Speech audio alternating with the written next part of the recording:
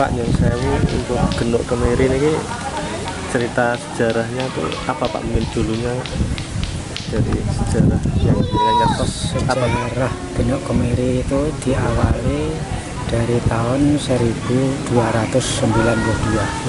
ya, berarti 1900 loh, 1292. Waktu tahun 1292 di sini itu masih berbentuk hutan belantara, tidak seperti ini ya. Nah, setelah kedatangan seorang yang bernama Raden Kembangjoyo, beliau di sini berusaha mau menebang hutan-hutan yang ada di sini atau babat alas. Ya. Sinaran pun babat alas ngantos pinanggih lahan sing jembar banget.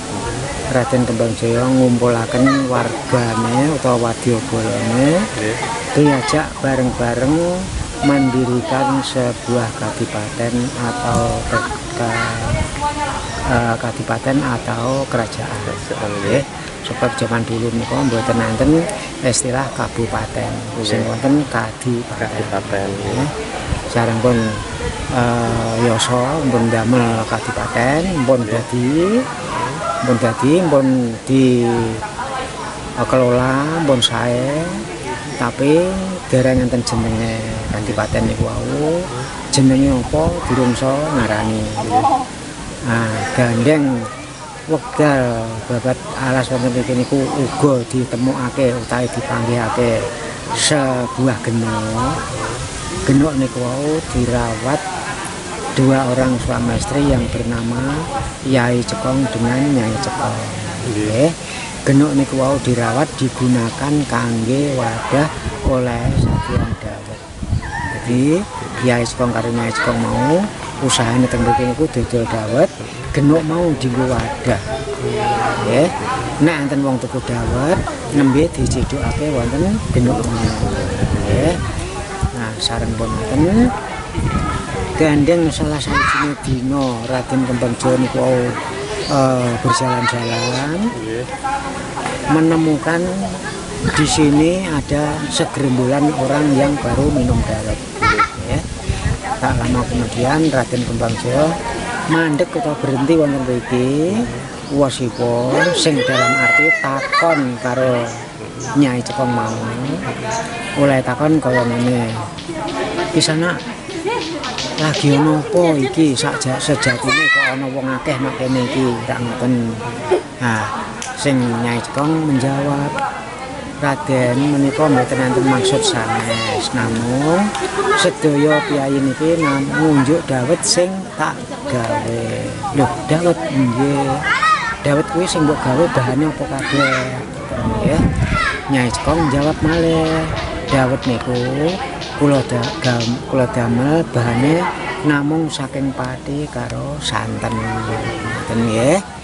Nah, bareng Adipati Kembangjoyo midanget utawi mireng nek enten kata-kata dawet niku pati nganggo karo santen, terus Raden Kembangjoyo bersabda, nggih. Oh yo kisana kabeh wae sing ana ing kene aku arep bersabda.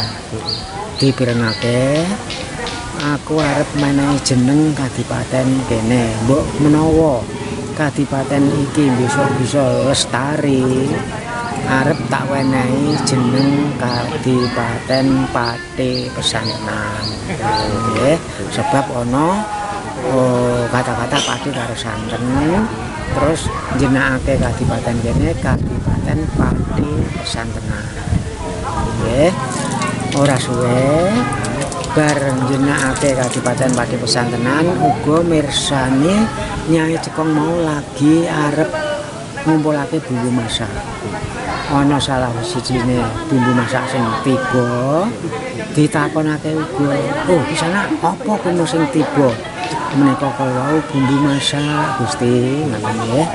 Apa kuwi jenenge? Menika wau namine kemiri. Mangkane terus Adipati Kembangjoyo bersabda sing kedua kali. Di sana pirengake aku arep bersabda yang kedua kali.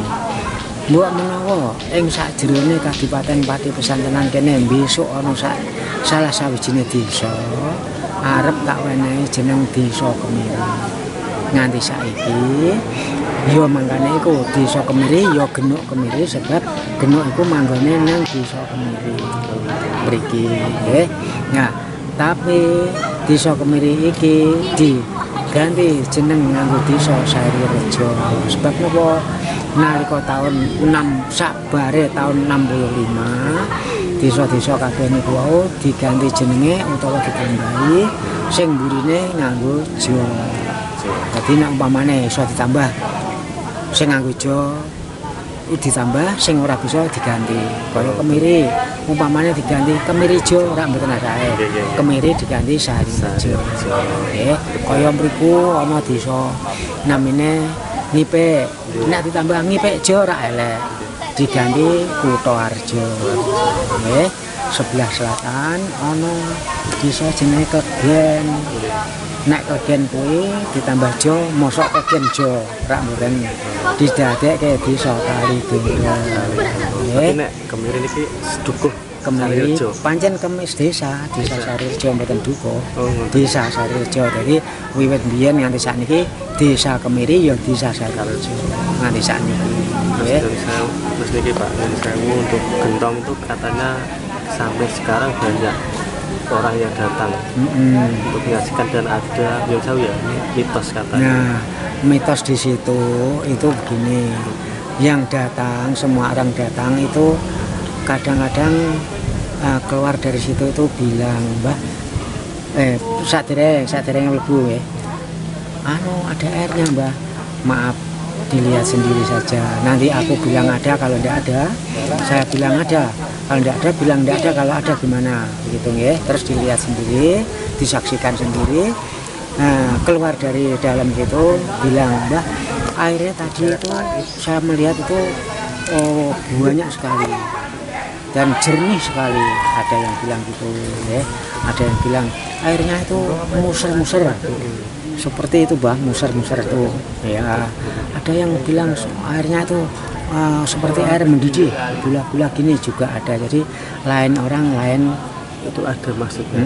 Maksudnya itu begini, misalnya air itu muser itu berarti orang itu zaman dulu katanya orang tua-tua dulu kalau air itu muser cari makan atau cari pekerjaan susah.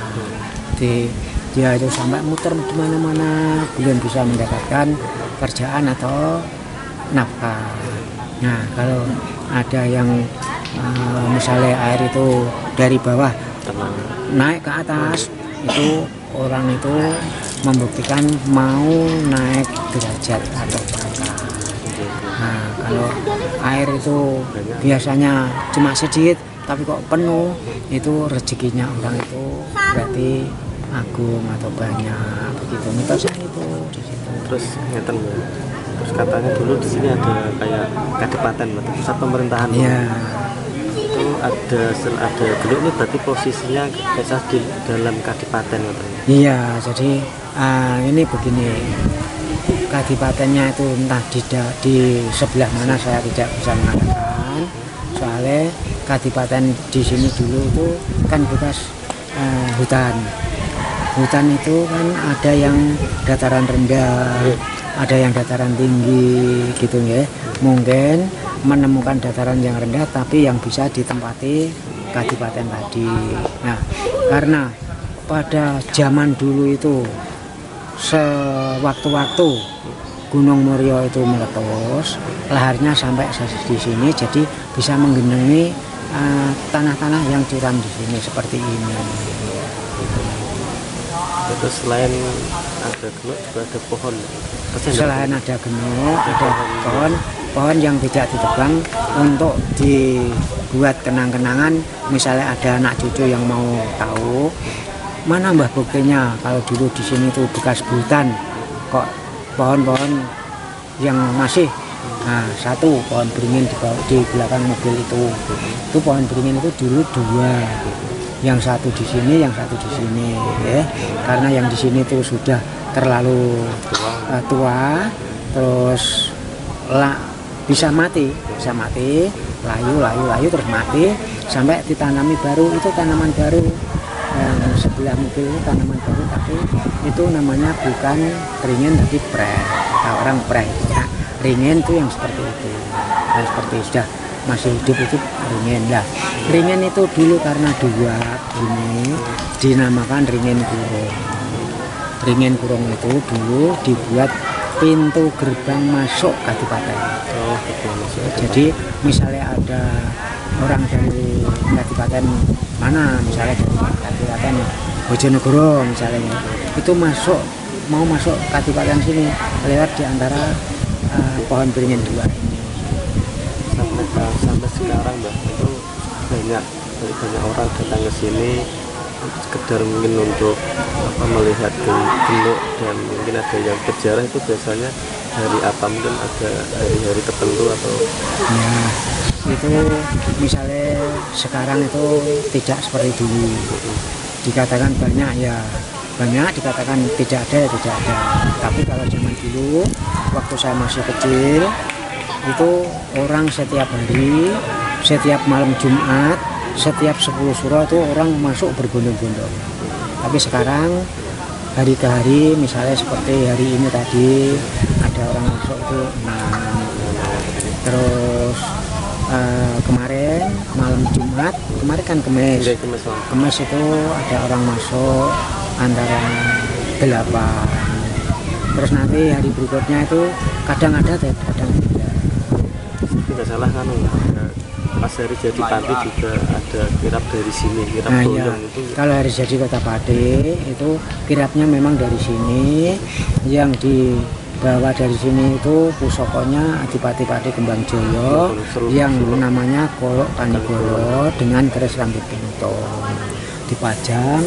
Itu di situ ada rumah kecil, nanti dipajang-pajang di situ, terus dipikul orang 4, jadi 2, depan 2, belakang 2, jalan kaki dari sini sampai ke kabupaten.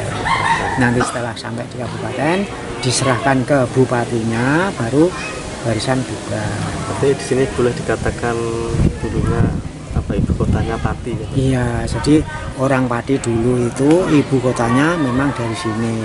Jadi awal-awalnya Pati itu di sini tempatnya. Kalau di sana di kabupaten sekarang ini itu sudah pindahan dari sini. Itu dipindah ada alasan apa ya? Nah, bencana? Dipindah itu karena begini. Yang menguasai Kadipaten Pati Pesantrenan tadi kan Adipati Kembang Joyo.